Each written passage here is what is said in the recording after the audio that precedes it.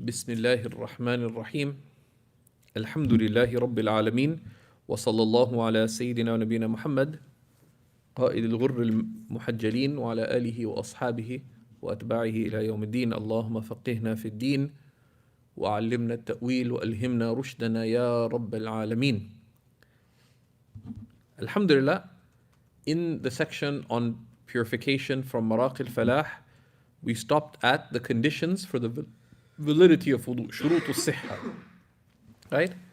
There are shurut al-wujub, conditions for validity, of obligation. If those are not met, you don't have to make wudu, right? Either because you're not morally responsible or because you are not able, right?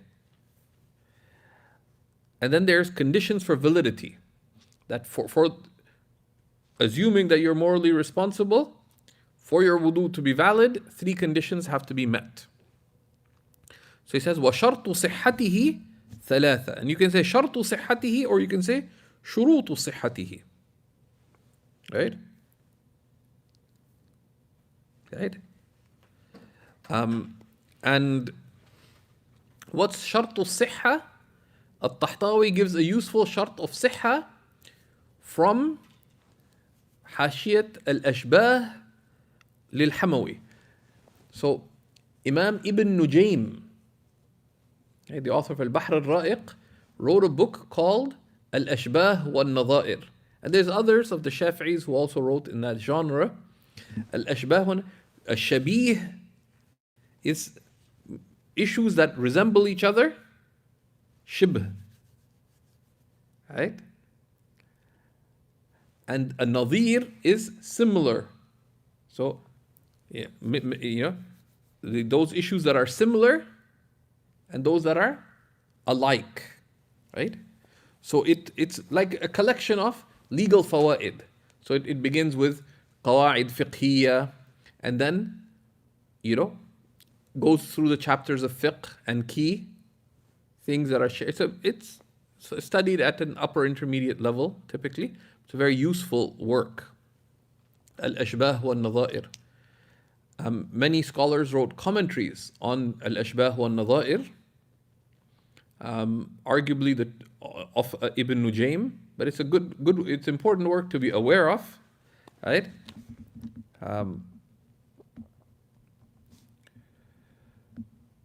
And wal-Nadha'ir, this is by Ibn Nujaym, and it has the 2 major hawashi on it is Al-Hamawi, right? Al-Hamawi plus Al-Biri, right? Al-Biri or Ibn al-Biri, right? Right? Right? Al-Biri. There's also, sometimes a lot of fanfare is given. There are footnotes of Ibn Abidin on it, but they're really light footnotes. It's almost like, it's not a standalone work, really. There's some notes, right? But these are 2, the Hashiyat al-Hamawi and Hashiyat al-Biri. Hashiyat al-Hamawi has been published for a while. There's an Indian edition, there's an Arab edition, it's available. And the Hashiyat al-Biri was recently published as well. There's a couple of other hawashi on it as well. It's a very useful work. So he gives a definition quoted by al-Tahtawi. شرط الصحة في العبادات, the condition for validity in ibadat, عبارة عن سقوط القضاء بالفعل, is that which lifts the requirement of making something up if you do it, right? So what is a condition for validity? Is that which lifts the requirement of making it up if you do it, right? I.e. that if wudu is required, so if you don't fulfill the conditions for validity, what happens? Qada of that wudu would be required. So that's a good, right? And this is, this is ta'rifun bil maqsood, which is it's a definition by the purpose of it, which is useful anyways. Okay, شرط صحته. وشرط صحته قال الإمام أبو الإخلاص حسن بن عمار الشرنبلالي رحمه الله ونفعنا به وبكم. وشرط صحته أي الوضوء، أي وشرط صحة الوضوء ثلاثة. الأول عموم البشرة بالماء الطهور is to reach the whole of one's skin بالماء الطهور. البشرة أي بشرة الأعضاء المغسولة is the skin of the limbs that are washed. Right? البشرة right? هي يعني بشرة الأعضاء المغسولة. Okay? The skin of the limbs that are washed. بالماء الطهور, with purifying water. We've seen what purifying water is. الطاهر والمطهر. حتى لو بقي مقدار مغرز إبرة لم يصبه الماء من المفروض غسله لم يصح الوضوء. Such that even if there remains the extent of the مغرز, the threading point of the ibra, of a needle, untouched by the water, of the fard, of من المفروض غسله, of the area required to wash, the wudu will not be valid. Right? But right here, ويكفي غلبة الظن. Right? Right? ولا يسن المبالغة في النظر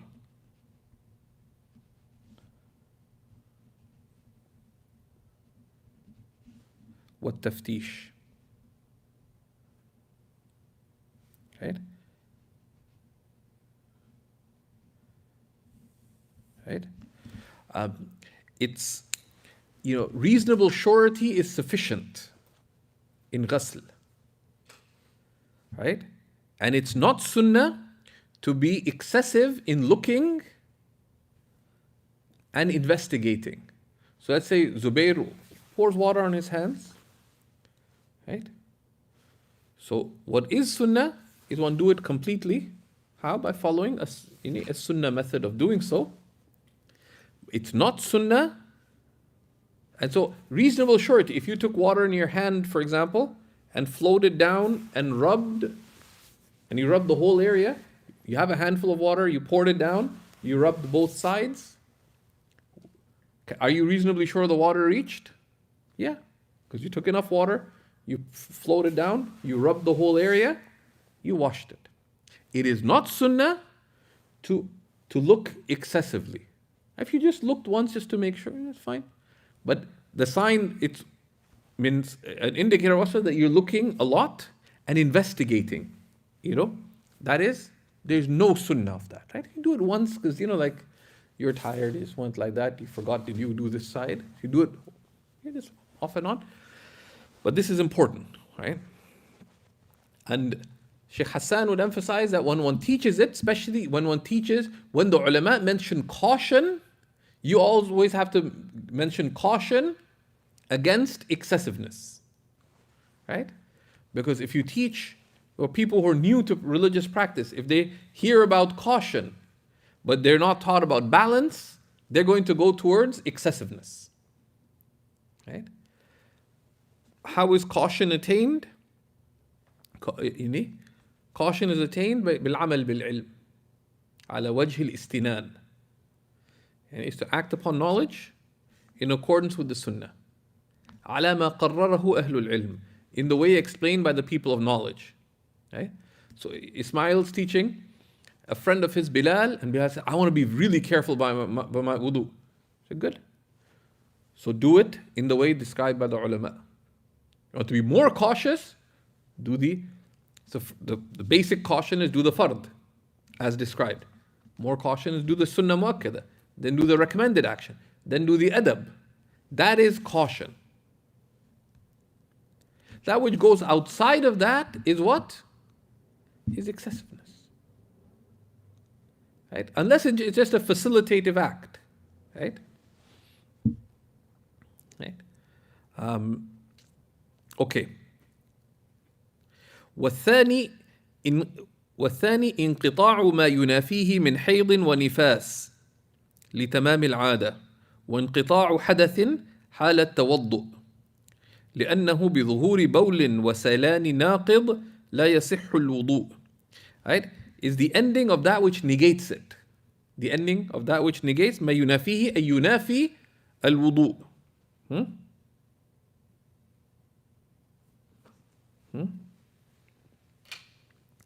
لتمام العادة.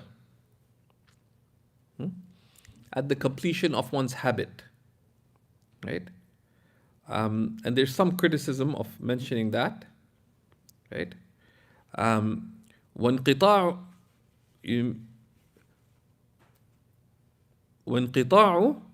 حدث, right? And the end of one's hadath. Why? Because during the hadath, so let's say someone so sorry for the example, but let's say someone starts urinating, right? Now during their urinating, if they were to begin wudu, so when the urine began, the wudu goes. But if they're still urinating while making wudu, is their wudu valid? No. Or they're still passing gas. Or, more appropriate, if they're still bleeding. Right? So, inqita' hadath. And that's the more common one. Like, who would be urinating while making wudu? But if there's urine drops, right? But if they have an open cut and it's still bleeding, is the wudu valid? No, because inqita' ma yunafihi min hadath, right? حال التوضؤ, during making wudu. لأنه بظهور بول, because of by the appearance of urine, right? Even drops of urine.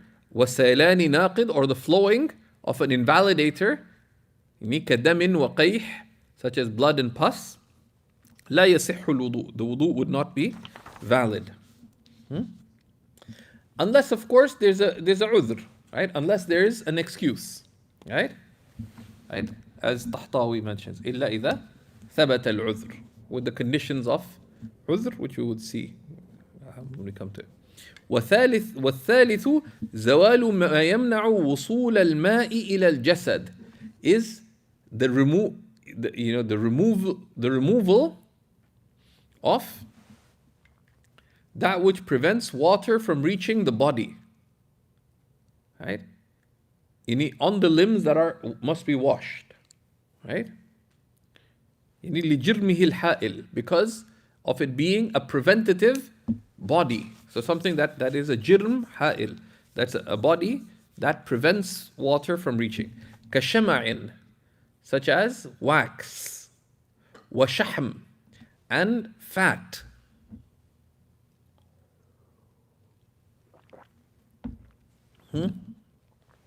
And fat, shahm, shahm can refer to fat or ligament, shahm, but it has a sense of thickness. قيد به لأن بقاء دسومة الزيت ونحوه لا يمنع. He has conditioned it with something like shama, like wax, or shaham, which is fat, right? So something that's thick, right? Because the remnants of the dusuma,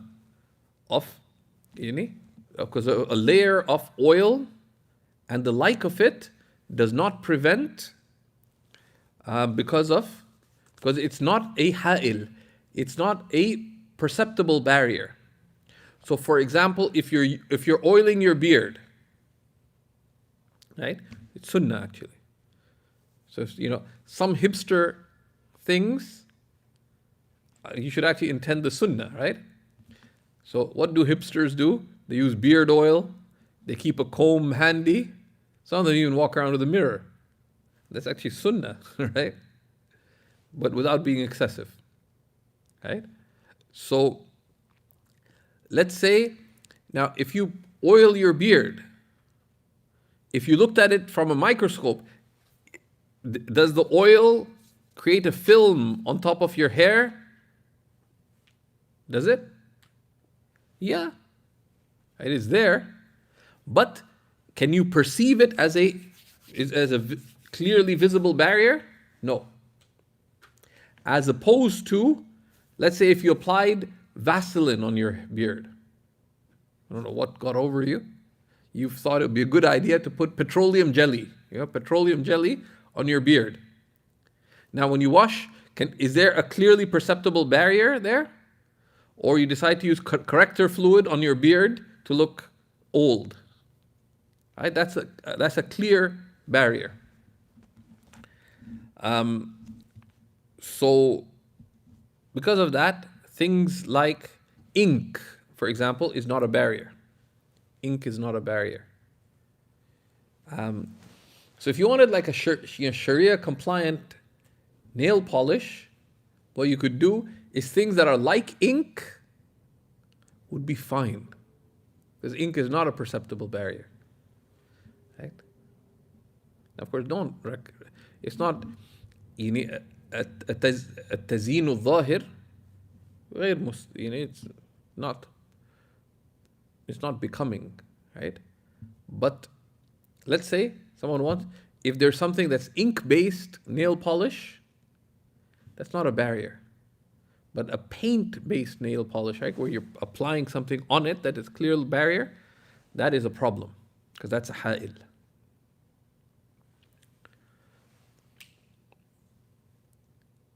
Allah.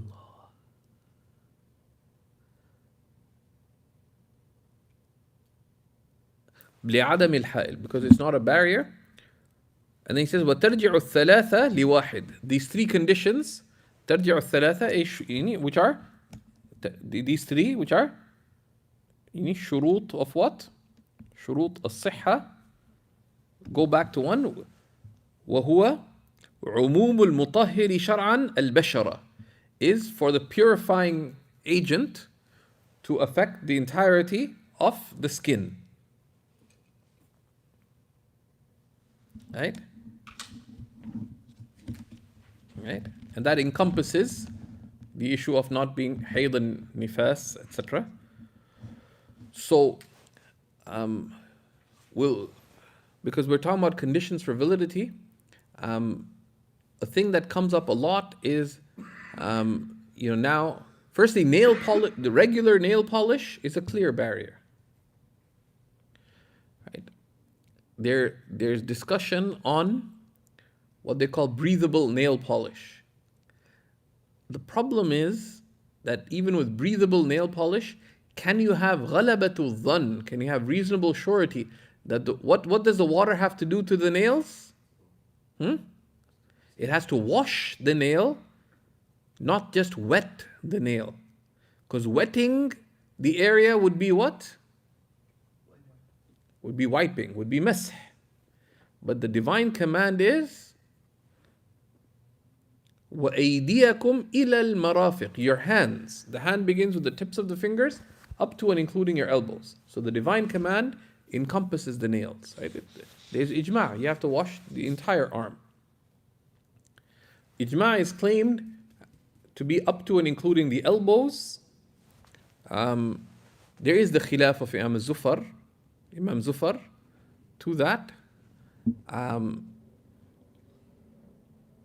And it's khilaf that exists, not to act upon it, but certainly to lift the invalidity of someone's act, according to a God-fearing scholar such as Shaykh Adib Kallas. I heard that directly from him more than once. So at best, firstly, if the water reaches the nail, can we be sure that the water reaches the entire nail? Number one. Number two, does it flow over the entire nail? And it would not appear to be the case. There's some mashayikh who actually sort of bought these halal nail polishes, etc., and applied them and seen what happens below and done pretty kind of scientific looking experiments, yet the area below gets generally wet, but does it get washed?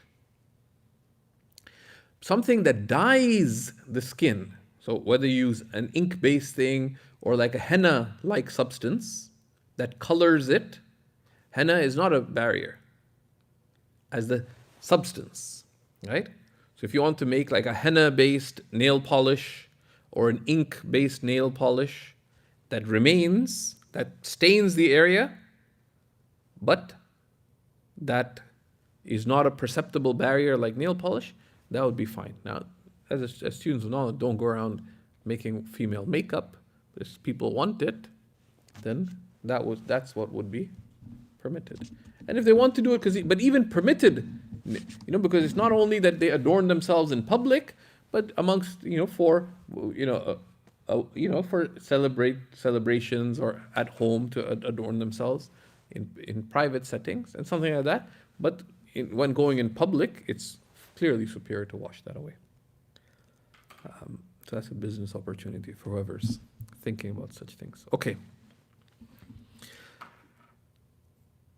Then he mentions some mukammilat, right? So he says, فصل في تمام أحكام الوضوء. Some rulings that complete the rulings of wudu. And he mentions these first because they relate to validity. Right? So they're connected with the fard. We've seen the fard. The fard now, for the fard to count, conditions of obligation and validity need to be looked at. But then there are some things that need to be, some rulings that arise to ensure the fard. So he says, rahimahullah ta'ala, ولما لم يقدم الكلام على اللحية قال. Given that the author did not precede this with discussion on what you have to do with the beard, he said, right? And now with the beard, the divine command is اغسلوا وجوهكم, right? إذا قمتم إلى الصلاة فاغسلوا وجوهكم. So the fa is للتعقيب. The command is اغسلوا, wash your faces. Okay. Now the face itself. What happens to the command to wash the face when you have facial hair?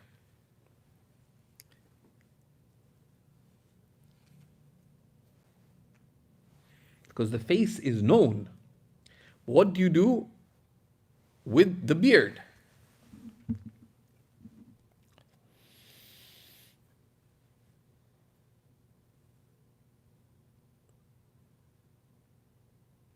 Right? So, and what if the beard's long? Right? So they are,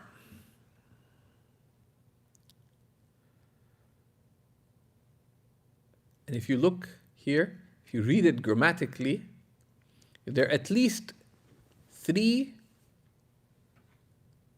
opinions in the madhab. There's more, but minimally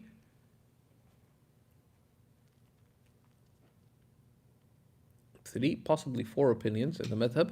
All of them are there in how the author of Kanz al-Daqa'iq expressed the mas'ala. Right? Because he says, وَمَسْحُ رُبْعِ رَأْسِهِ. And Omar, can you just grab, do I have volume 1 of Fath al-Mu'in? I think it's there in the office.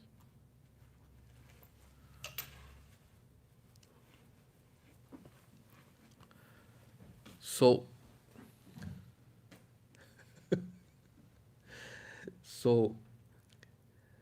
because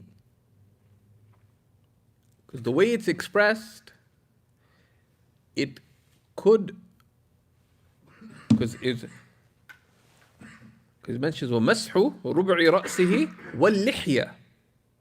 If you read it وَاللِّحْيَةِ, it would be وَمَسْحُ اللِّحْيَةِ. Or مَسْحُ رُبْعِ اللِّحْيَةِ. Or it could be وَاللِّحْيَةُ, which would be وَاللِّحْيَةُ مَغْسُولَةٌ. Right? So there is an opinion that you only wipe a quarter of the beard. Just have to wipe a little of it. Because is your beard your face? Your beard is not your face. The command was to wash your face. Now, with the beard, but a little of the beard would customarily enter, right? Or you just wipe the beard itself, right? Because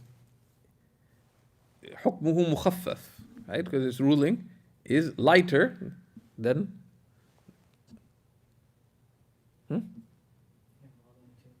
Okay, no worries. Right, so there's three options because he mentions it after مسح ربع الرأس. So if it's معطوف على ربع الرأس, it would be wiping a quarter of the head of the beard. That's one opinion. Or ومسح ربع الرأس ومسح اللحية, and wiping the beard. Or it could be واللحية, which would be وغسل واللحية مغسولة. Right?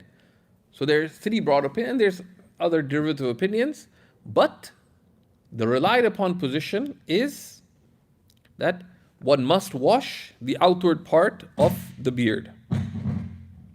But the issue underlying the other opinions is that given is the beard considered face? And since now there's an impediment on the face, how does the ruling of washing the face go to the beard?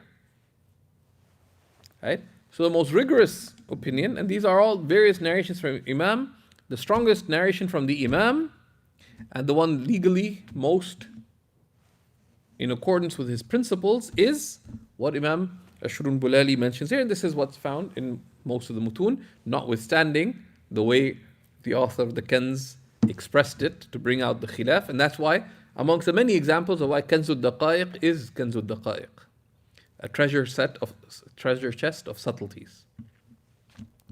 That's where this is Subhanallah, right? So he says, قال رحمه الله يجب يعني يفترض غسل ظاهر اللحية الكثة. It is required to wash the outward part of the thick beard, right? وهي, what is the thick beard? وهي ما لا ترى بشرتها. Is the thick beard is the one whose skin is not seen, is not visible, and this is عند المقابلة المعتادة, right? Okay, عند المقابلة المعتادة, right?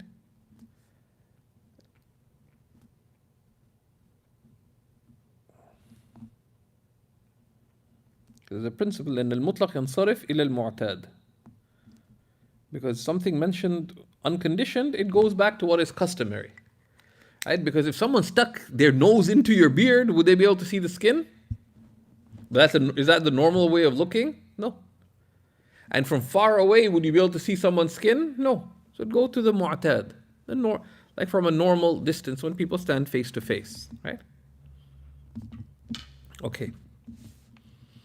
So he says, في أصح ما يفتى به, in the most correct of the opinions that fatwa is given according to. من التصاحيح, of the many tasheehs. Right, this is a jama' indicating there are many opinions on this. في حكمها, regarding the ruling of the beard. Right? So he's saying there's more than one sahih opinion, because the different opinions have been taken by the Imam of Tasheeh, and there are many opinions. في أصح ما يفتى به, of the most correct opinions that fatwa is given according to. But this gives wus'a. So in practice, we wash the outward part of the beard. But if someone says, I used to go camping a lot, I'd make sure I wash my face, but I'd conserve the water, and then I'd just wipe my beard with a wetted hand after. Is that valid? They don't do that again, because the more correct opinion is you need to wash the outer part of the beard within the boundaries of the face. But this is valid. If someone did it to lift qada, for sure. You don't have to make up the prayer for something like this. Number two, if you're in the masjid, right? So see, Zayn's in the masjid, some uncle is, mashallah, doing an impressive wudu. Very careful washing of the hand, taking a little bit of water. He does this, but then he just wipes the beard. Do you have to make amr bil ma'ruf wa nahi an al munkar?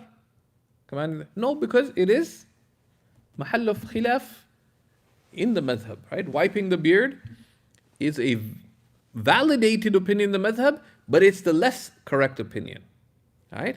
They say muqabil as-sahih al-da'if. The opposite of the sahih opinion is a weak opinion. But muqabil al-asah, al-sahih. The opposite of the more correct opinion is a correct opinion. And the sahih opinion is an opinion deemed sound by an imam of the ai*imma of tarjih in the madhab. A sound opinion is one deemed the sound position by a recognized imam of the imams of validation in the madhab, of the ai*imma of tasheeh. So something like that, if someone acted upon it, it's not condemnable, right? You can't say it represents the madhab, because if you're saying what is the madhab is the mu'tamad, the muftabihi, the asah, etc.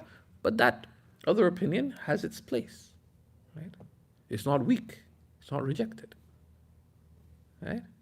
And in Sham, they say, mish ala kayfik. Things aren't the way you want them to be, right? It's there, right? It's there. Now, I don't have to give you all the details. I'm not going to tell you opinions just so that you can hurt yourself, right?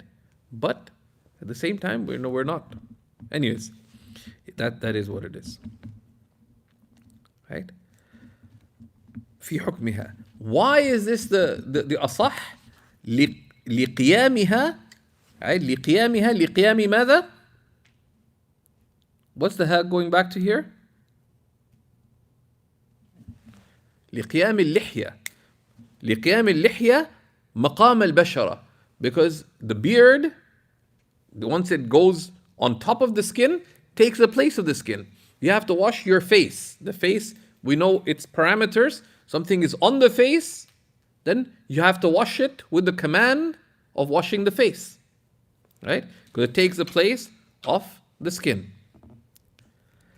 لتحول الفرض إليها, because the obligation, فرض الغسل, right? فرض الغسل, the obligation of washing, إليها, إلى اللحية, to the لحية. ورجعوا عما قيل, and they returned, the ulama left, عما قيل من الاكتفاء بثلثها, that it's sufficient to wash or wipe 1/3, أو ربعها, or wash or wipe 1/4, أو مسح كلها, or wiping all of it, ونحوه, and the like of it, like wiping 1/4 of it, right? And there's even an opinion that you don't have to wipe the beard at all, right? Tahtawi details out these opinions, and Abu Abdullah al-Balkhi said you have to wash the skin underneath, and if you want to be cautious, you can act upon that just for personal part. It's not the madhab at all, but it is mahal. One of the early Hanafis said you have to actually wash the skin underneath, even of the thick beard. Especially in winter, and especially if you have dry skin, this is not necessarily a feasible opinion, because you're going to get, unless you can dry it thoroughly, whatever. But this is a point of caution. Someone wants to be cautious, ahlan wa sahlan, but don't make deen difficult for yourself. But, okay. So this is the relied upon position. You want to diagram all the opinions, they're found, right? You could diagram them, because either the ruling with respect to the beard is either to wash or wipe, to wash all of the beard or the skin underneath. Like you could diagram, think through it and diagram. There is opinion, but the relied upon opinion is this. First, you have to wash the outer part of the thick beard, في دائرة الوجه, within,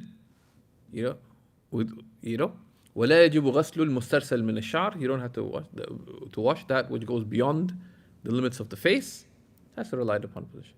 You know that, but to know that there are secondary opinions that exist, don't act on them. But they have these purposes that we have mentioned. Okay? So where is it in Tahtawi? He says, قوله من الاكتفاء بثلثها أو ربعها. Okay? And the next one, ونحوه, under 2 notes. Okay. ويجب يعني يفترض, it is required, meaning obligatory, إيصال الماء إلى بشرة اللحية الخفيفة. It's required to make water reach the skin of the thin beard. في المختار. يعني في المختار meaning في القول المختار. Right? In the chosen opinion. This is not referring to the book, المختار الفتوى. المختار in the chosen opinion. Right? لبقاء المواجهة بها. Because if you can see the skin, then there's مواجهة with the skin, so you have to wash that. Right? وعدم عسر غسلها. And it's not difficult to wash the skin there, because the beard's thin. وقيل يسقط لانعدام كمال المواجهة. And it is said, but this قيل points to a weak opinion, that you don't have to wash the beard. بالنبات. بالنبات أي بنبات اللحية. Nabat, by the growing of the beard. That's a weak opinion, you cannot act upon that, right? Right? So, now, it's mentioned, I believe in the Dur, that what if parts of the beard are thick and parts of the beard are thin? Then you have to, the thin parts, you have to wash the skin, the thick parts, you just have to wash the outer part within the limits of the face. ولا يجب إيصال الماء إلى المسترسل من الشعر عن دائرة الوجه. It is not required to make water reach the hair that goes beyond the limits of the face. Right? لأنه ليس من الوجه أصالة ولا بدلا عنه. Because the hair that is beyond the limits of the face is not from the face, and it's not taking the place of the face itself, which is what the beard within the limits of the face is doing. Right? It is upon the face. So the ruling that applied to the face itself applies to the beard within the limits of the face. But is this part of your face? No. Right? Is the beard that's beyond the limits of the face? It's not. Right? لكن بل يسن. Right? لا يجب لكن بل يسن. Right? It's sunnah though, and we'll see that when we come to it.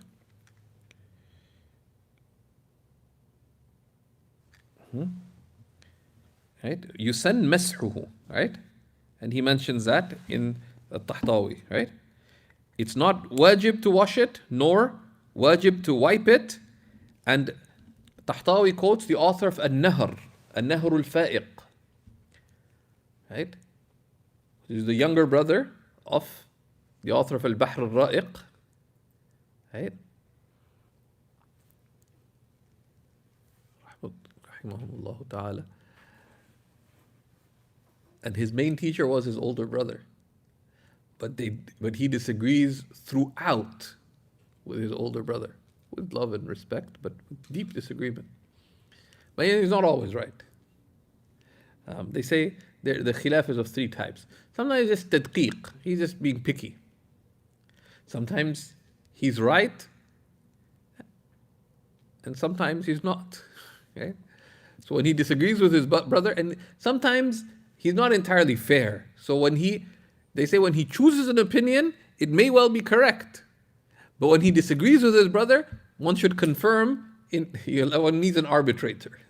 Right? Because that's just the nature of sibling relationships, right? If they disagree, don't believe the younger sibling, right? Like you need to Just because he came after doesn't mean he's more correct. Right? Rahmatullahi alayhi ala al-jamii.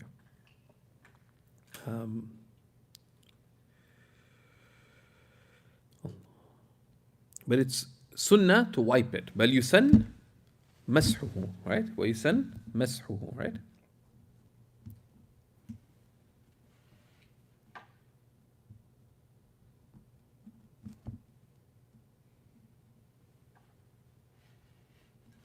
Right? Okay. ولا يجب إيصال الماء إلى المنكة من الشفتين عند الانضمام المعتاد. Right? And it's not required to make water reach what is hidden of one's lips when one closes them, normally. Right? So when you're washing, right, with your mouth closed, what the water reaches normally is from your face. What is within is not. Right? And if you worry about things like that, it's a sign of waswasa. But when you rub the whole area, you end up rubbing your lips too. Right? And if any part was inside, the washing of the mouth would take care of that anyways. Because you took water in. Right? So the sunnah would take care of the fard. Right? Because the order is not a requirement in our madhab. So if you wash mouth and nose, then if you took water in the mouth, so this is, you can't, like, did you wash your mouth? Yes, then khalas. So, but I will get nervous. So people have asked a bunch of times. I wash my face with my lips pursed. Said, do you wash your mouth? Yeah. Took water into your mouth, the area got washed, right? And things like that are waswasa. You have to be like brutal with waswasa. Okay. لأن المنضم تبع للفم في الأصح, because that which is closed, that which is mundam, that which goes inside is part of the mouth, according to the more correct opinion. وما يظهر تبع للوجه, and that which appears is considered of the face. And then he mentioned some other issues. ولا يجب غسل بياض العينين, right? ولا باطن العينين, right? One does not have to wash the inside of one's eyes. ولو في الغسل, right? Not even in ghusl. Right? The inside of the eyes would be inside the eyelid. للضرر, because of the harm.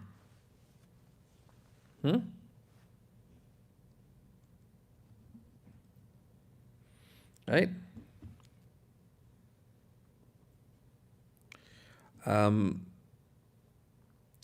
ولا داخل قرحة برئت, and one does not have to make water reach underneath a the skin on top of a wound that is healed, the scab, right? Again, because of the hurt. ولم تنفصل, but it hasn't fallen off yet. من قشرها, but it's not separated from the skin. سوى مخرج القيح للضرورة, right? Except the point of exit of قيح because of necessity, right?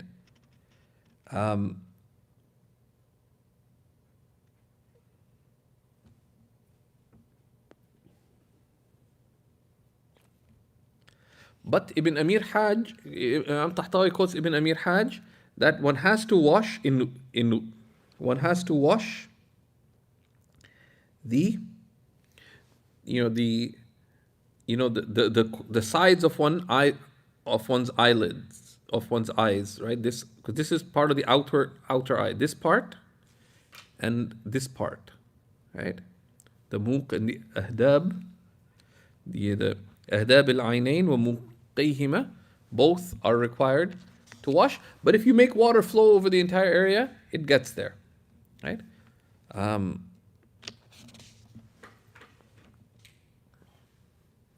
But it is the adab of wiping, like, so when one wipes, Some people just go like this and they just rub. It's not, the sunnah isn't rub your cheek, right? You wipe the area.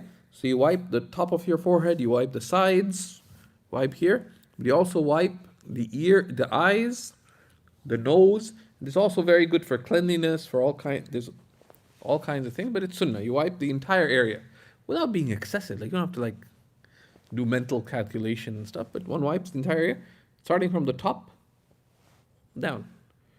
Forehead, side, wide cheek, chin, mouth, with the ears. There's a few motions. One gets the whole area, right? Or whichever way one does it. There's no prescribed way to do it, but one gets the broad area, targeting one has very thin eyebrows. One rubs the eyebrows, etc. But if water, you put the water on the top, it goes down. The water covers the area.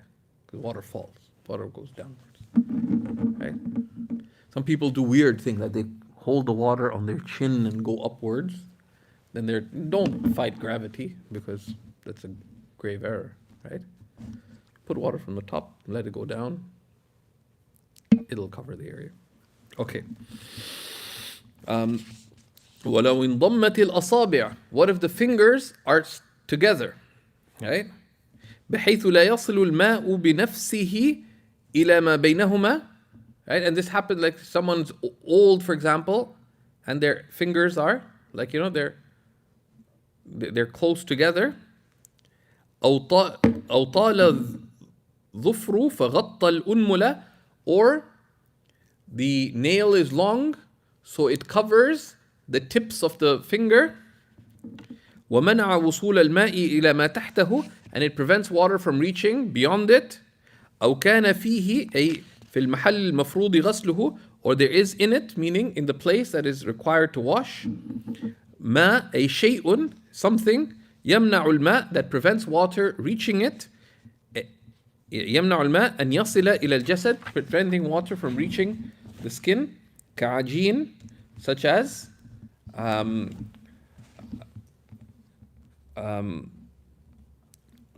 dough, وشمع, or wax, ورمص, right? Or what is ramas? Yeah, it's the remnants from the that gather on the side of the eye, right? خارج العين بتغميضها, when the eye is closed. But if it's a little bit, right? So the ramas, if it's a little bit, you'd assume that it did not prevent water from reaching the skin, right? Whether it's the mucus-like thing that usually closer to the inside of the eye, or more of just the traces thing that could be around the eye, that's like almost like dried tears kind of thing, right? Either of those, if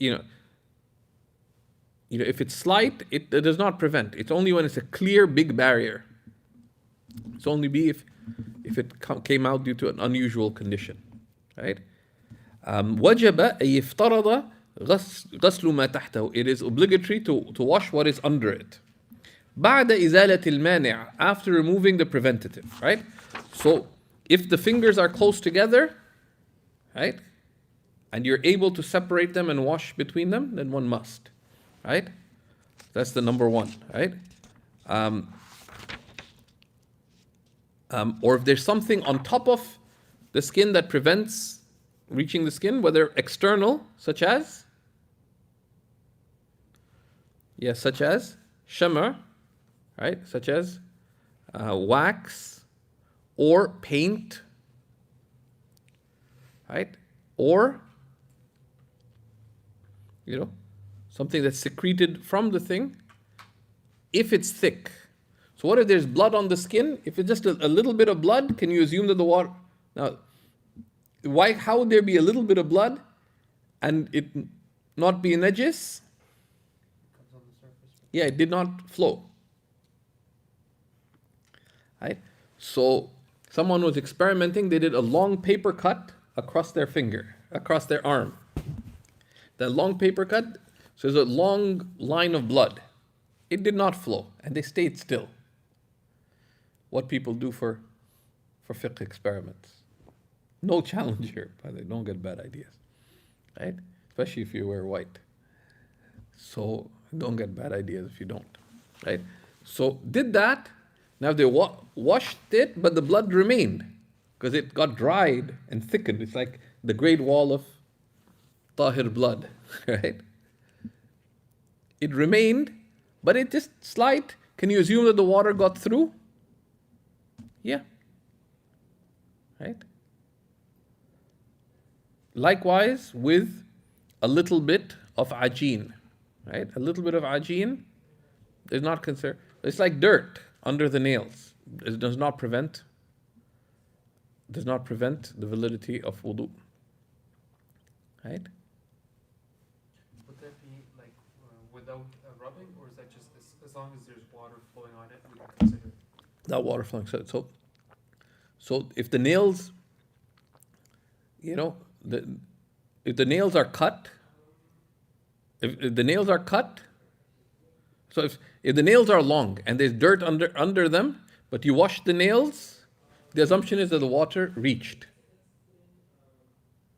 Okay? The assumption is the water reached. Right? Even if there's a lot of dirt. And that's the same for some ulama said that's only for the Qurawi, for the people, for villagers, because they work with mud, and the ummal and other people added to it, the workers in the city, because they're dealing with dirt, not others. They say no, it applies to everybody. Because why? Because that would not be. You cannot be sure that this يمنع وصول الماء. الأصل في الماء أنه يصل إلى الجسد. The base is the water reaches the body. That's the asl. So the preventative has to be clear. Right? So with dirt, even ajeen, if it's slight, you can assume that the water reaches through. Like dough, you have like flour. You have a little bit of, you can assume, it's a little bit, water would have gotten through. If it's a ha'il. If it's not a ha'il, if it's not a clear barrier, it doesn't prevent. If it is a barrier, but very slight, such that you could assume the water goes through, it doesn't prevent either. Right? Because the asl is what? Water reaches. So if it's something that's not a barrier, the water reaches. It is a barrier, but only slight, we assume the water reaches.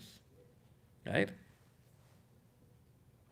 If it's a barrier and not slight, then it would prevent wudu illa lidaruratin aw haraj. Then it would be considered, and this is a tahqiq by one of the great Indian scholars in his work of Fatawa, so very well done, that if something is a barrier, then it would only be excused if there is darura or haraj, there's necessity. Necessity would include, for example, someone's a professional painter. Right? They've got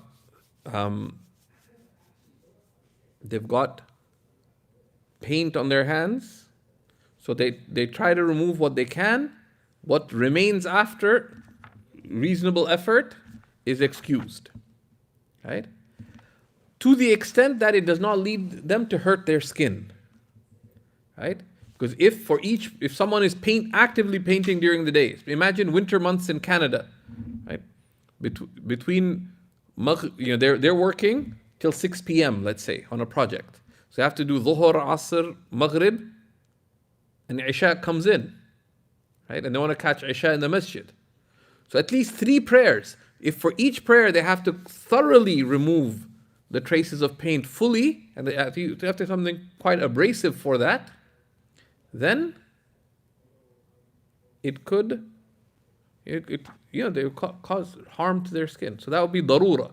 But for the person who engages in it, have any of you ever painted a room or a house? Right? How many times in your life? Yeah. But is it a big difficulty to remove the paint? No. Right? But If you're doing it just one-off, like, over how many years have you done that?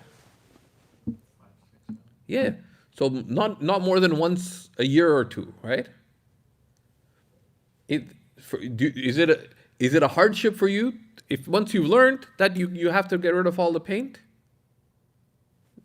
No, it's not, right?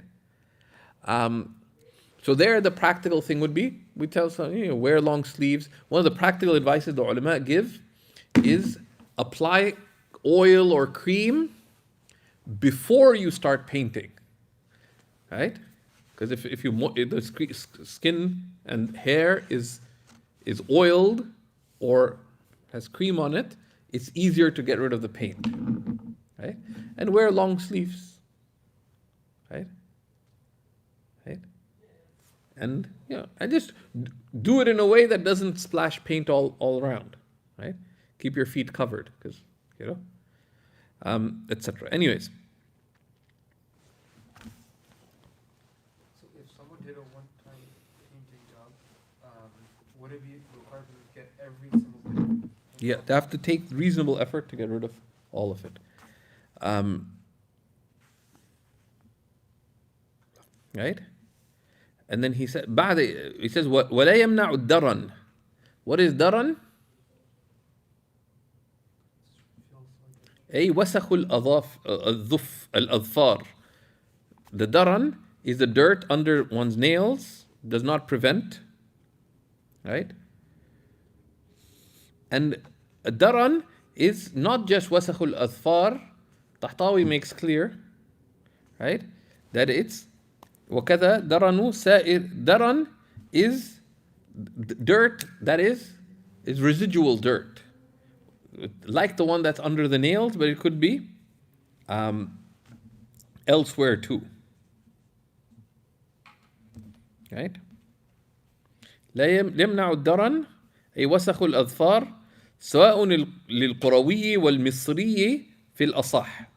And this applies to the villager and the Misri, not the Egyptians, but the city dweller. The Misr is al-Madina, right? Right? Fil asah. According to the stronger opinion, there's some who only allowed it for those who are dealing with like in dirty professions where they're dealing with soil or dirt, etc., such that in manual labor. فيصح الغسل مع وجوده. So the washing is valid despite the presence of bodily dirt. ولا يمنع خرء البراغيث. And the excrement of flies does not prevent. ونحوها. وخرء نحوها or ونحوها and the like of it. Things that are very slight. كونيم الذباب. Like what a dhubab fly leaves. Right?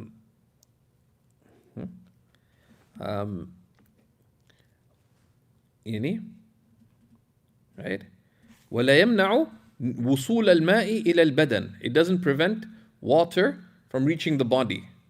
لنفوذه فيه, because the water goes through it. لقلته, because of how little it is. وعدم لزوجته, and because it's not stuck to the skin or hair. ولا ما على ظفر الصباغ, and also not what is on the nails of the sabbagh. And sabbagh here refers to the painter. من صبغ, right? للضرورة. So صبغ literally means dye. But here sabbagh is referring to someone who's painting. Because a mere dye, nobody says it prevents. There's no darura in it, because something like ink is not a barrier anyways. But sabbagh here is painting, or someone who's using thick dye. Right? Sabbagh here would be referring to a painter, or someone, because when you're making dyes, the dye itself is thin, but you're dealing with the thick elements. So the thick elements of the dye, so it's not just the residue of the dye, it's the thick dye itself if it's coated on you. It's like the difference between henna, well, let's not talk about it, because henna is permeable. Okay? But the dye, so this would be referring to the painter. That's how the Mashayikh explained it here, right? It's the painter or the one who's dealing with the dye. So it's not the trace of the dye, right? Like the ink, because there's no darura in that, because that's not a ha'il, not a barrier to begin with. Rather, this is referring to either the painter, because paint is a clear barrier, or the sabagh is the one who makes the dye maker, because they're dealing with the thick dye, right? Or the one who deals with dye, when they get the actual dye, the barrier of dye on them, that is difficult to remove, right? Min sibghin, of dye or paint, للضرورة وعليه الفتوى. But this applies to the one who engages in it on an ongoing basis.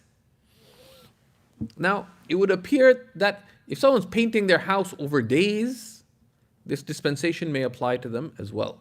And there's ikhtilaf of tasheeh on that, right?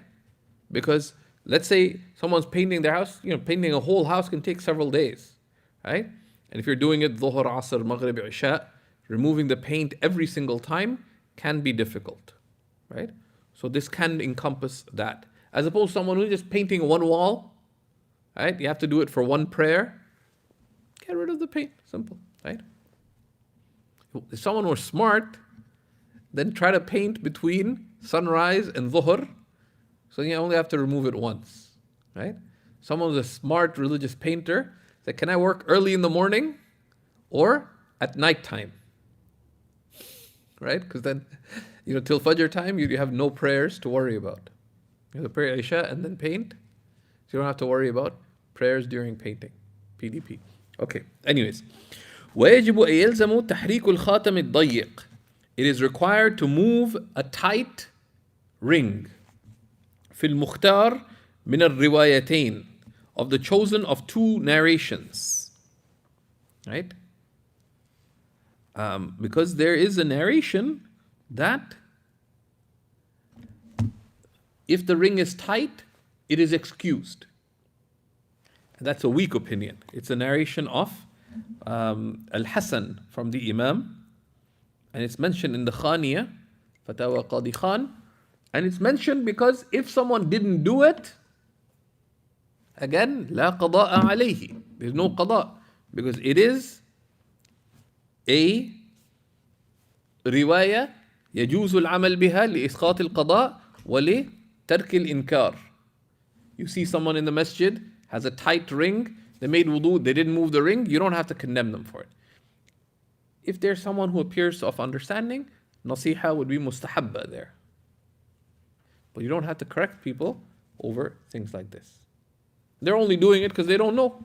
If they don't know, then they're encompassed, things like this encompass them in mercy. And that's at least what I've learned from Shaykh Adib and others. Allah. Rahmatullahi alayhi. Right? So the tight ring, you need to move it to ensure the water gets underneath. Right? Al-Mukhtar min al-riwayatain. That's why they point towards these riwayas, etc., to know how to interface with that and how to deal with others if they're making errors. لأنه يمنع الوصول ظاهرا, because it outwardly would prevent water from reaching the skin. وكان صلى الله عليه وسلم إذا توضأ حرك خاتمه. And the Prophet صلى الله عليه وسلم, if he made wudu, he moved his ring to ensure the water got underneath. The hadith related by Ibn Majah and others. وكذا يجب تحريك القرط في الأذن. Likewise, it is wajib to move the earring on the ear. لضيق محله, because its area is tight. But same thing, there are two narrations regarding this. So, just like the ring, someone didn't do it, لا يحكم ببطلان صلاته. Right? One would not say that their prayer is invalid. And usually these kinds of errors, if somebody did them, they're errors that are oft repeated. Right? Now, if someone wants to be cautious, caution entails leaving weaker opinions. Someone wants to be cautious about their qada, but practically what the ulama mentioned is firstly take care of the prayers that are clearly wrong.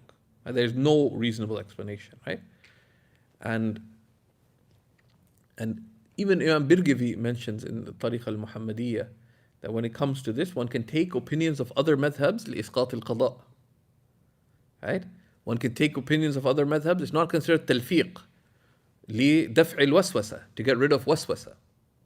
I have cases where people were doing wacky things, like totally like I'm not going to mention something. I don't want people to get bad ideas. And senior ulama, God-fearing senior ulama said, take the opinion of the Malikis regarding this. Said, but they're Hanafis. Tell them take the opinion of the Malikis. لدفع القضاء, etc. And that's why we'll look at the end section of the things that are, and how to deal with waswasa. One of the ways waswasa is dealt with, because waswasa is a state of hardship. And hardship is warded off even by giving positions from other madhabs. But of course, those are things, right? Sufyan al-Thawri is related to have said, al-fiqh أخذ رخصة عن ثقة. Fiqh, like true understanding, is taking a dispensation from someone trustworthy. Right?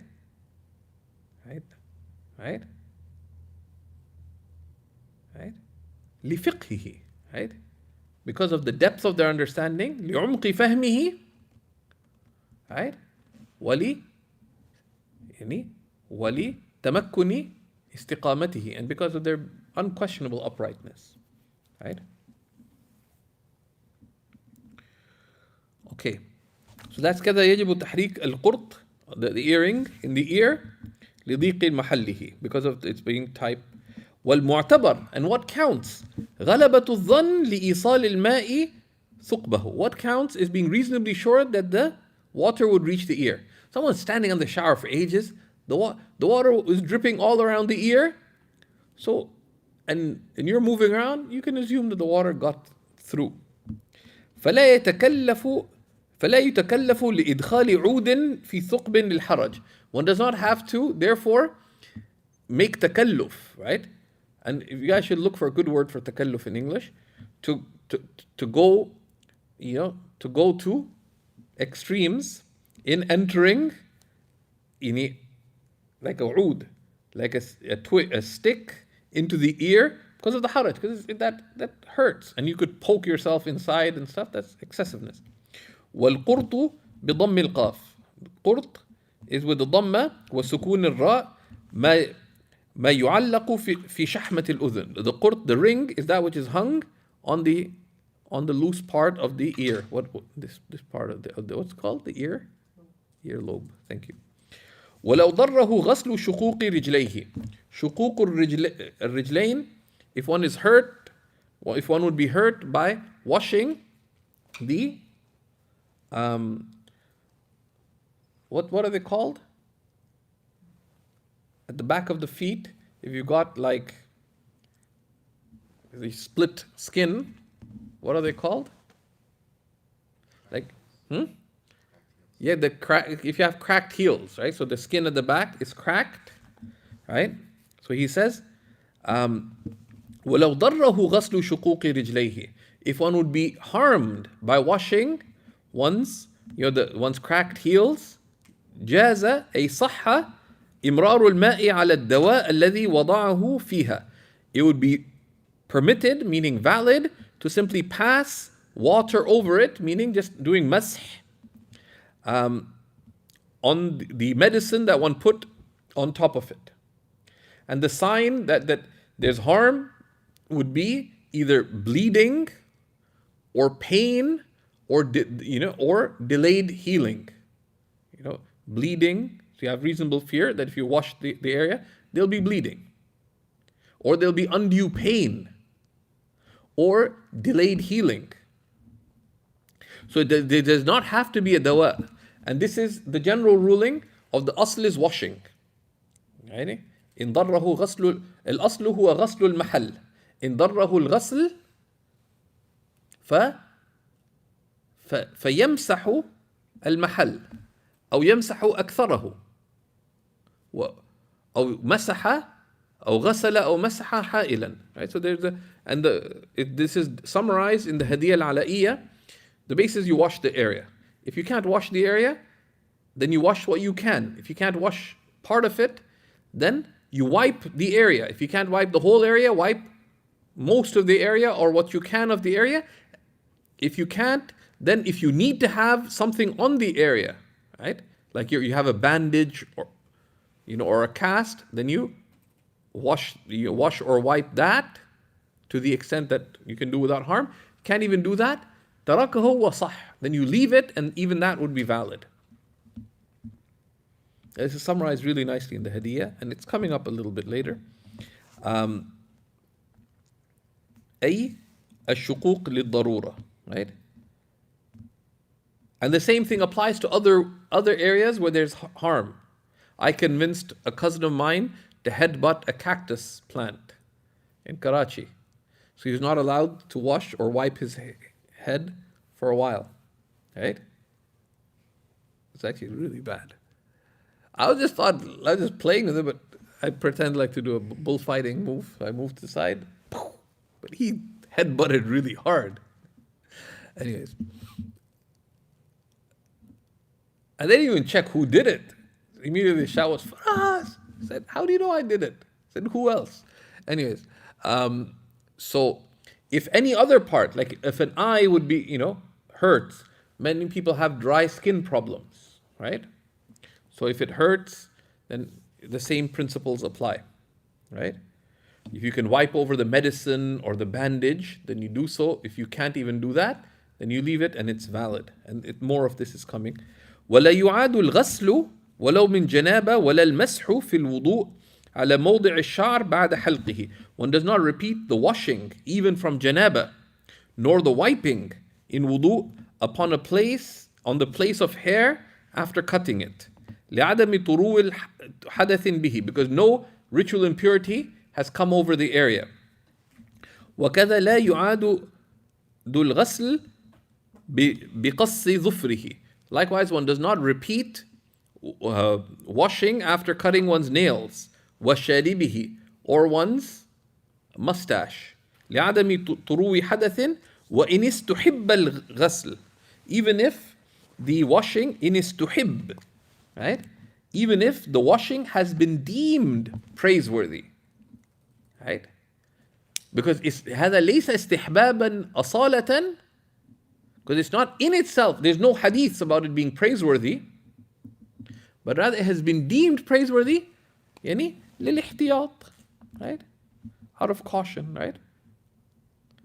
Out of praiseworthy caution, not out of any intrinsic praiseworthiness, right? Not out of any intrinsic praiseworthiness.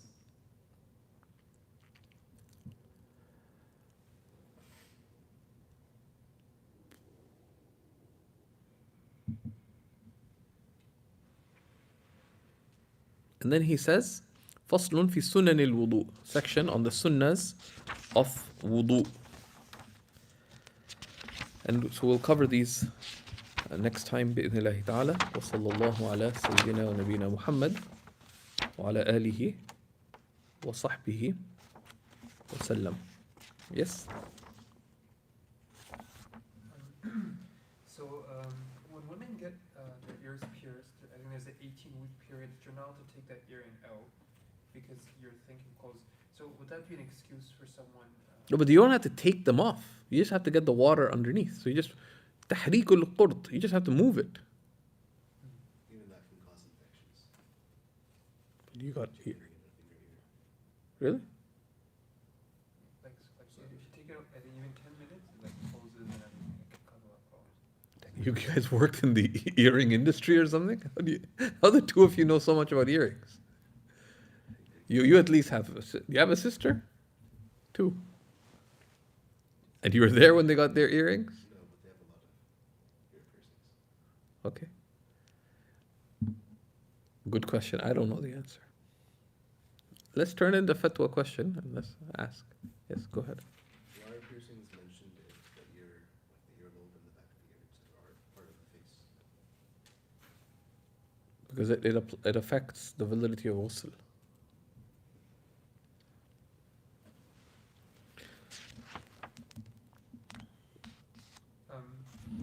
So there's a general principle, it's mentioned in the Fatawa al-Hindiyya with the reference, that broadly, what's fard,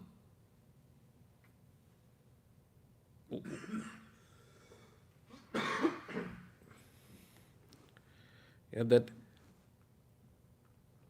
what's this what's fard in what's sunnah in wudu is fard in ghusl, right?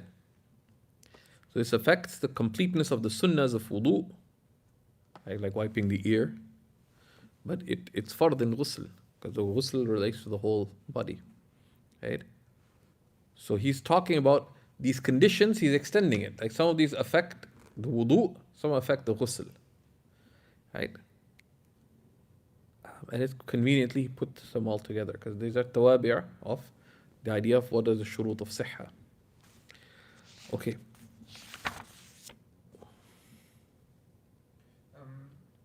So when we mentioned in the shurut صحة الوضوء, we mentioned وانقطاع ما ينافي من حيض ونفاس وحدث. So what about if someone is taking is making ghusl and they like pass wind or something? Would they have to restart the ghusl? No.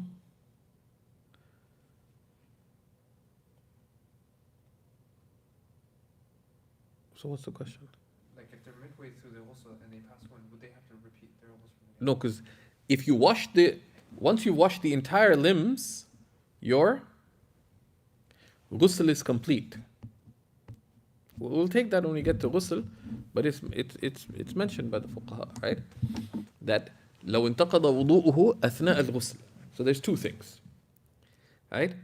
If you do all the acts of ghusl, then the state of janaba is lifted. But let's say you hadn't, and that's of course why the sunnah of ghusl is as it is.